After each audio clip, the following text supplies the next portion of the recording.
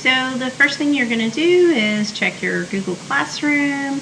We are going to be interpreting the results of our graph, and your screen looks a little bit different. This is a teacher view, but your instructions are examine the pie chart and answer the questions using complete sentences. So when I click on the chart, it's going to open. Here I see the results in a graphic format, and then I have 4 questions. The first one says, which name won? So in order to figure out which name won, I'm looking for the highest percentage of votes, and of course that would be 15.8%. And the name is Swaggy. But rather than just writing the word Swaggy, I want a complete sentence. So your sentence might sound like, Swaggy received 15.8% of the votes, or the name that won is Swaggy. Any type of complete sentence. The second one says, which 2 names tied for second runner-up? So you would look on the percentages and see which 2 names tied. Of course, you would list the names, not the percentages, and you would do it in a complete sentence, such as, the 2 names that tied for second runner-up are blank and blank. Number 3, 76 out of 98 students voted.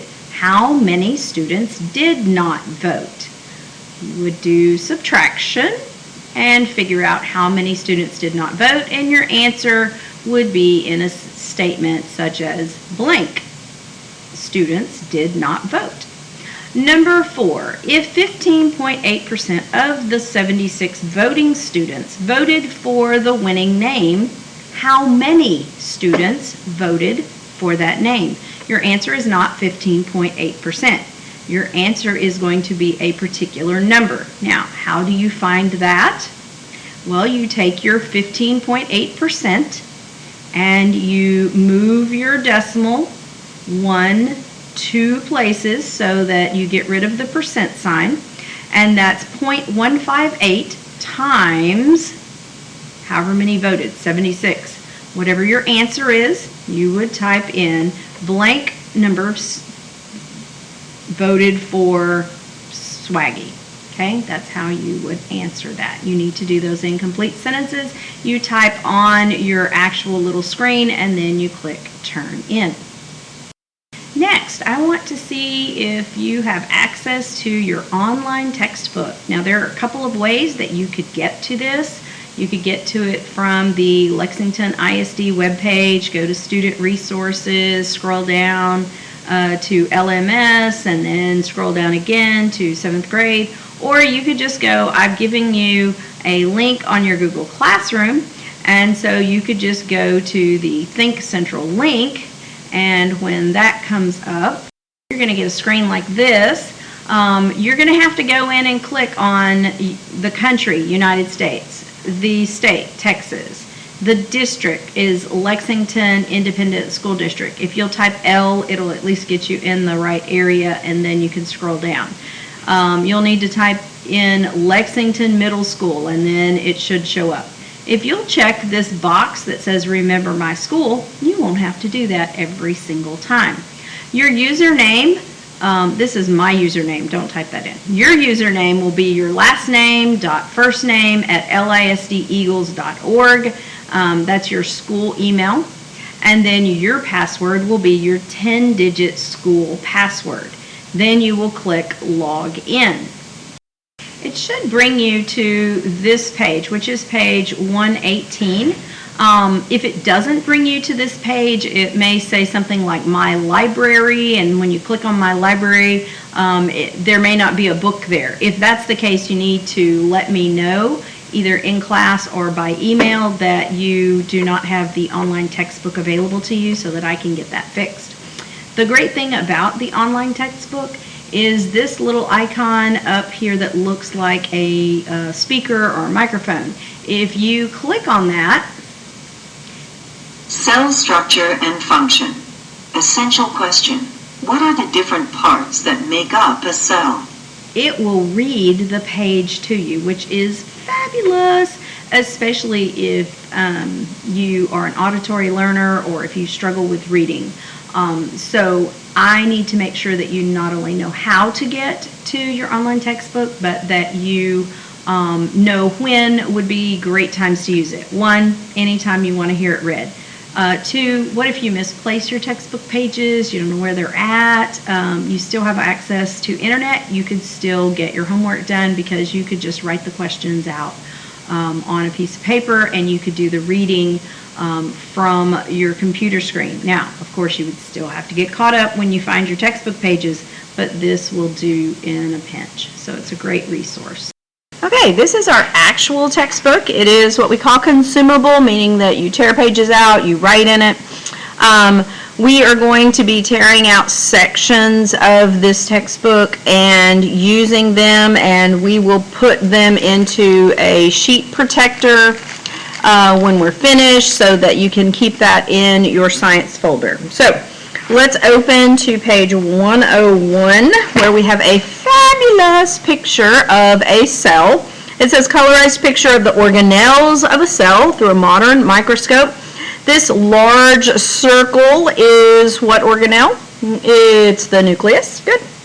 And so the big idea, all organisms are made of one or more cells, and if we have microscopes, which we do today, we can find out more about those organisms if we understand their basic building block or the cell that they are made of. So when we go to tear out pages, we're going to be tearing out probably 40-something pages. We don't have time in class to sit here and tear out one page at a time. And so this is how I want you to tear out pages from my textbook. So if we're starting at 101 and going all the way to 143, we're going to flip through until we get to the first lesson. See how it has my notes at the back? We're going to take the very top and put our thumb on where it says Unit 3. And here, we're going to use our other thumb where the preparation starts, and we're going to just start the tear. Once that's started, you can hold the book down, take a firm grasp here, and slowly tear along the perforation. Now, to keep these in order, we're going to take the front or the cover and flip it face down to where the My Notes section is at the top. And I'm going to set those on my desktop. I'm going to take the next lesson, which is lesson 2, and I'm going to go all the way to that back page, which is 129. I'm going to put that, this is one section that I'm going to tear out. Again, I'm going to start the tear at the very top and then pull. I'm going to flip it over and I'm going to put it on top of that previous section and set it to the side, and then I'm going to do one more. This is lesson 3. I'm going to go all the way to page 143, and again I'm going to tear at the top and all the way. I'm going to flip it over, stack it on top of the previous one, and now I have all of these together. Now I'm going to staple them right up here in the top corner, just like this. I have a very large heavy-duty stapler here in class. A lot of times the smaller staplers won't do this if we have a lot of pages, but so you'll use my stapler here in class. It's important that you use just this top corner, that you don't staple all the way to the C or anything like that, so that when you turn to a page that has writing on it, that you can see all of the writing. Okay, so in the top right corner, Hugo was absent today, so you're going to put your full heading, okay, always on the back by the staple, not on the colored part because I can't really see that. First and last name, science, and your section, and then the date. All right, so if you turn to this first page, notice that sometimes I will actually crease the page like this. So this is actually how it would appear in your textbook, and there will be some things. For example, this is like a timeline, and so you might want to be able to see all of the 2 pages together. And so here is how the beginning of the microscope started. They just had like some shiny glass that enlarged the print, more like a magnifying glass. And then here's a picture of Hooke's microscope in 1665. And then Ernst Ruska in 1931 had the electron microscope. And here in 1981, they actually had a scanning tunneling microscope that also used electrons. And they can actually, here they could see the outside of an atom. We can now see, like I said, these are really expensive microscopes, but we can see parts of the inside of an atom now. But so I'm going to draw a line through number 2 because we're not going to do that, but you could answer the questions about what characteristics do different microscopes have. Well, we talked about how some of them use light, some of them use electrons. They have different magnification capabilities, and so your answer would need to be in a complete sentence. And so there I've put my answer in complete sentences. All right, we're going to skip over to page 119.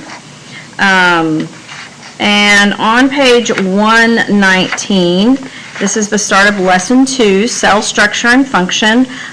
You're going to answer number 1, number 2, and number 3. This will need to be in complete sentences here. This is just to see what you know before the unit. It's not going to be graded for accuracy as long as you follow directions. Now, cross out number 4. You don't have to do number 4. But I'm going to circle page 119 because that is part of our homework tonight. And then we're going. So as I read, I'm highlighting key things. If it says to underline something, I'm going to underline it. When I get to question 6, it says a euglena is a unicellular organism. Why is it a eukaryote like the plant and animal cells shown here? Well, here's our picture of the euglena. Here's a plant cell. Here's an animal cell. And what do they have in common? They all have a nucleus. That's the main thing they have in common, but you could also say they also have membrane-bound organelles. Okay, but I'm going to answer the questions with a complete sentence.